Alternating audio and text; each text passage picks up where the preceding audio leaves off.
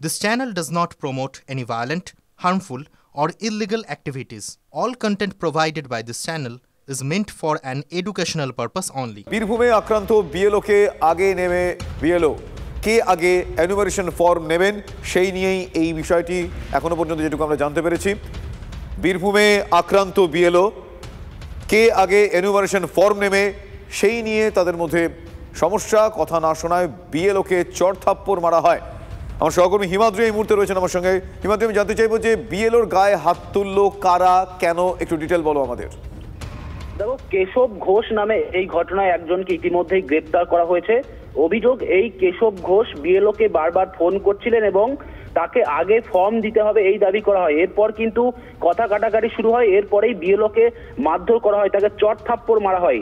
সাথে সাথে লক্ষ্মীনারায়ণপুর গ্রাম পঞ্চায়েতের ওই কর্মী, তিনি বিএলও, তিনি বিডিও অফিসে কমপ্লেন করেন।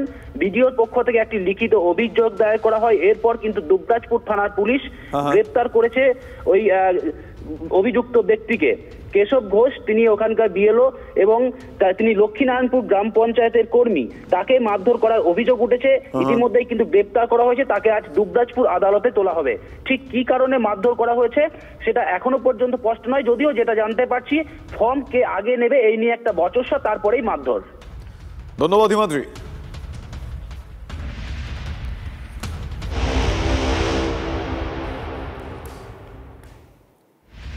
এসআইআর নিয়ে আরো একটা গুরুত্বপূর্ণ আপডেট আপনাদের জানাবো। এখনো পর্যন্ত 10 লক্ষ নাম বাদ পড়েছে এসআইআর-এ। 10 লক্ষ নাম এ পর্যন্ত প্রাপ্ত তথ্যের ভিত্তিতে, এমনটা নির্বাচন কমিশনের তরফ থেকে জানানো হচ্ছে।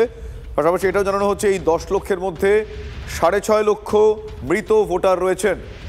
আর এছাড়াও রয়েছে একাধিক জায়গায় নাম স্থানান্তরিত এবং নিরুদ্দেশ ভোটার। সবচেয়ে বেশি 10% নাম বাদ গিয়েছে উত্তর কলকাতায়, এমনটা সূত্রের খবর। বিএলওদের থেকে প্রাপ্ত তথ্যের ভিত্তিতেই এই হিসেব পাওয়া যাচ্ছে। তারা বাড়ি বাড়ি ঘুরে ফর্ম বিলি করতে গিয়ে এই তথ্য পেয়েছেন। সব এনুমারেশন ফর্ম জমা হওয়ার পরে চূড়ান্ত হিসেব পাওয়া যাবে। তবে এখনো পর্যন্ত 10 লক্ষ নাম বাদ গিয়েছে, যার মধ্যে 6.5 লক্ষই মৃত ভোটারের নাম।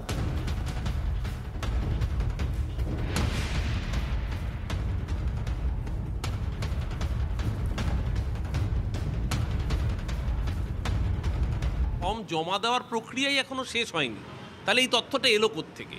আর এই নির্বাচন কমিশন যে আদৌ বিশ্বাসযোগ্য নয় এবং বিজেপির দালাল, প্রতিটা পদক্ষেপে এরা প্রমাণ করেছে। কারণ বিহারে ভোট শেষ হয়ে যাওয়ার 48 ঘন্টা পরেও এরা ভোটের পার্সেন্টেজ বলতে পারে না। তারা বাংলায় এসআইআর-এর ফর্ম জমা দেওয়ার আগেই কত পার্সেন্ট নাম বাদ গেছে বলে দিচ্ছে, মানে রাম জন্মানোর আগেই রামায়ণ লেখা হয়ে যাচ্ছে। আসলে বিজেপি নির্বাচন কমিশনকে দিয়ে বৈধ ভোটারের নাম বাদ দিতে চায়। বিজেপি চায় নির্বাচন কমিশনকে সামনে রেখে ভোট চুরি করতে। নির্বাচন কমিশন বিজেপির ভোট চোরের হাতিয়ার।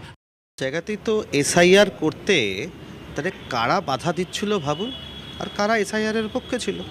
যারা এসআইআর করতে বাধা দিচ্ছিল তার মানে তারা এটা সম্পর্কে যথেষ্ট অ্যাওয়্যার ছিল যে এসআইআর করলে কোন জায়গায় তাদের নির্বাচনী রেজাল্ট যেতে পারে।